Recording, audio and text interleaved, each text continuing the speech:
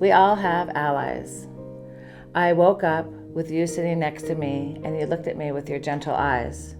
My stomach hurt. I can't sit up. Wires, bags, and beeping sounds. What has happened to me?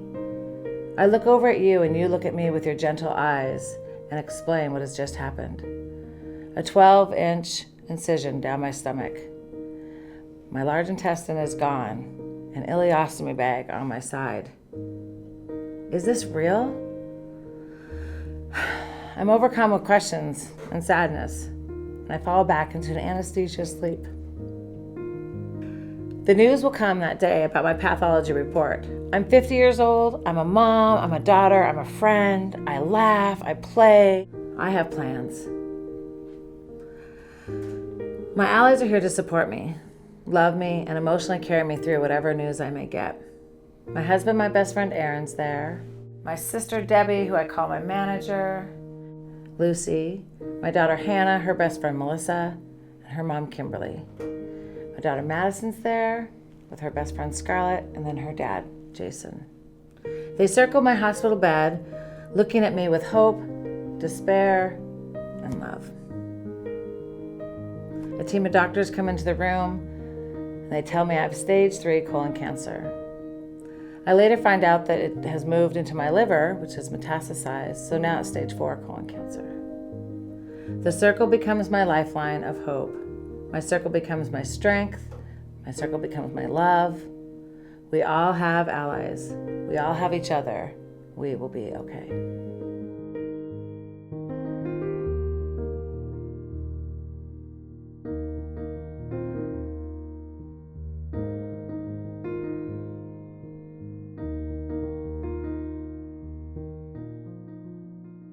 Hi everybody, this is my friend Jonathan.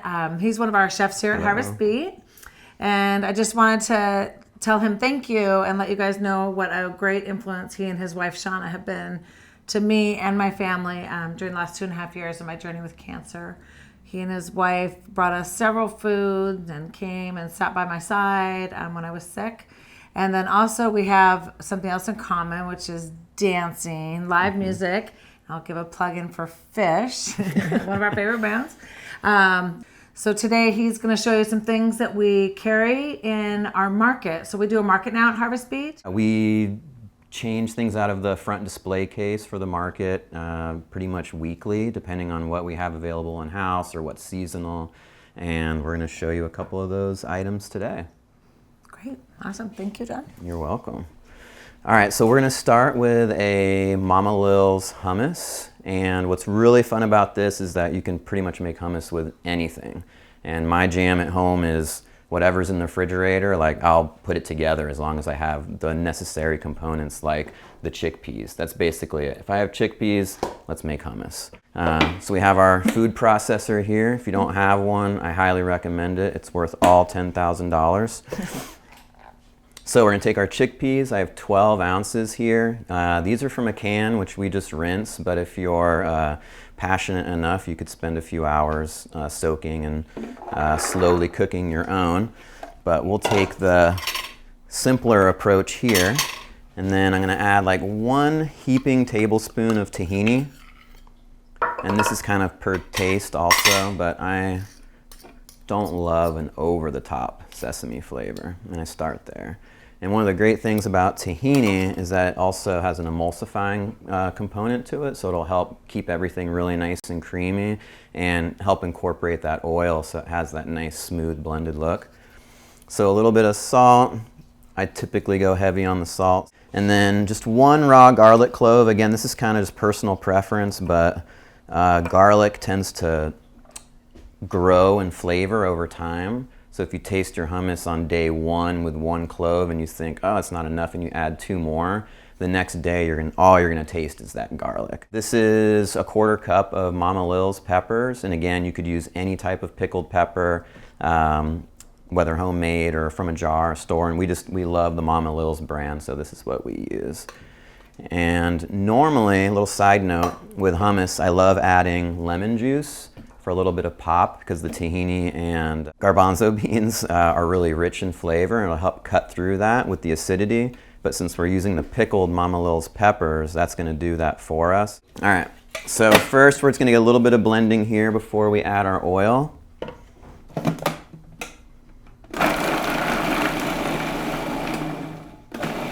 Just wanting it to kind of mix up a little bit, and I'll pop this up.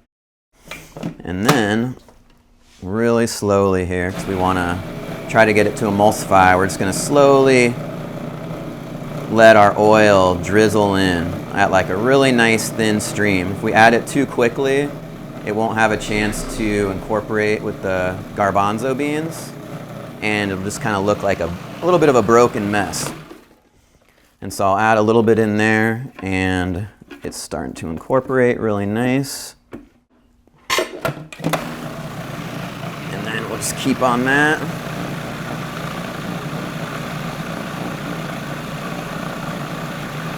And the amount of oil you use is kind of your personal preference. My wife likes a really thick, chunky hummus, and I kind of enjoy a more thin spread. Let's do one quick little taste. See, I love my salt. And then we can do a little fresh cracked pepper. The Mama Lil's peppers are spicy, but they also have a pretty nice sweetness to them. And so once you get them incorporated with everything else, it's kind of amazing how much it mellows it out.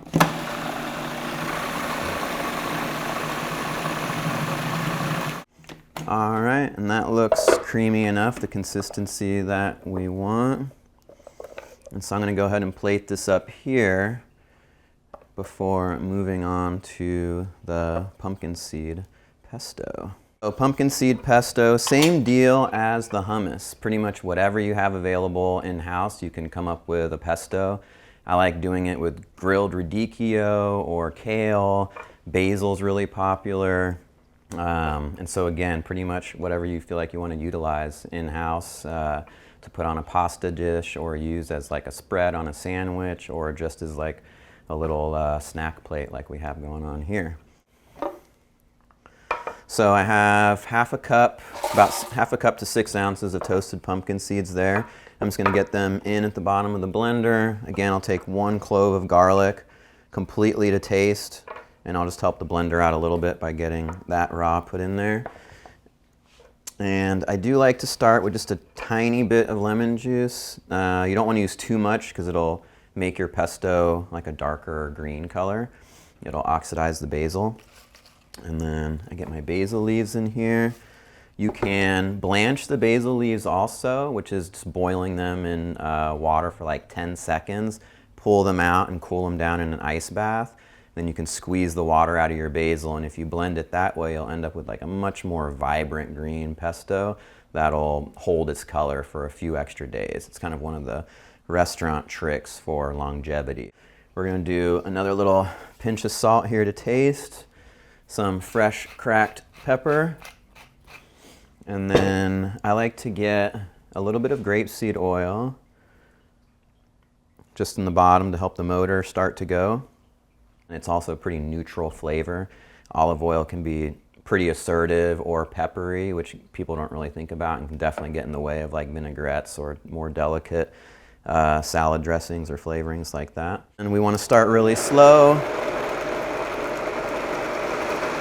Just kind of breaking that stuff up a little bit.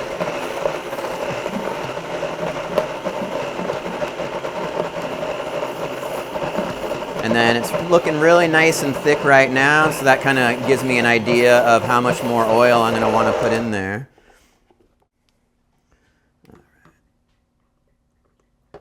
And then this is here where I'm going to kind of crank up the heat and have it start to bind together.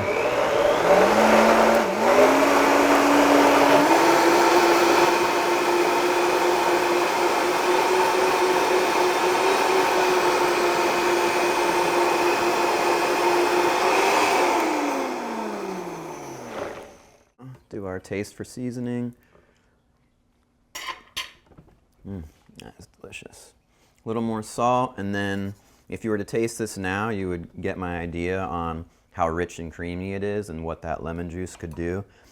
And I'm not too worried about color at home because I'm not trying to impress people with fancy dinners, so I don't mind a little extra lemon juice for my own personal taste because I like it to cut through that richness.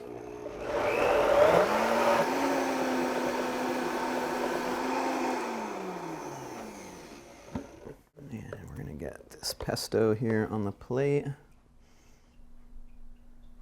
So now we have our 2 spreads, and we have some in-house made crackers. Ooh, I'd love to try it with you. Oh, thanks, Jan. Here I am. Wow, really good. Nice and creamy.